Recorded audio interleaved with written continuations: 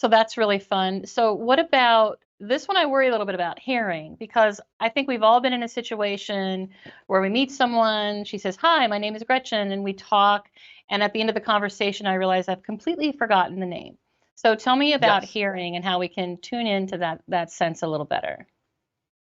Well, you're exactly right. One of the most important things we do with our sense of hearing is we listen to other people and conversations. So one of the big things I worked on in that area was to become a better listener. Now, the phenomenon you're talking about is very common because we're so preoccupied when we meet a new person that the name just slips out of your mind. So one thing to do is just to repeat it because then that helps you. One thing I often do is say like, "Oh, I keep wanting to call you Catherine, and I know that's not right." So that's kind of like suggesting that it's the tip of the tongue. Um, but with listening generally, like you want to do things like, and if you're just meeting somebody for the first time and you want to show that you really are engaging with them, you're really listening. You want to turn and face them so that they see that they have your full attention.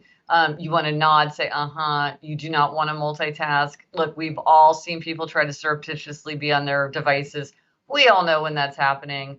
Um, if somebody's telling you something important, rephrase it so that they understand that you're really listening and you really are trying to track. I realized that one of the things I did that made me a worse listener is that when people would tell me, especially about something that was a problem, and especially if it started to feel kind of emotional and fraught, I realized that one of the things I did was I would immediately suggest a book to read. Like I got a book to recommend for any situation a person might find themselves in. And I would say, "Oh, you got to read this. You got to read this."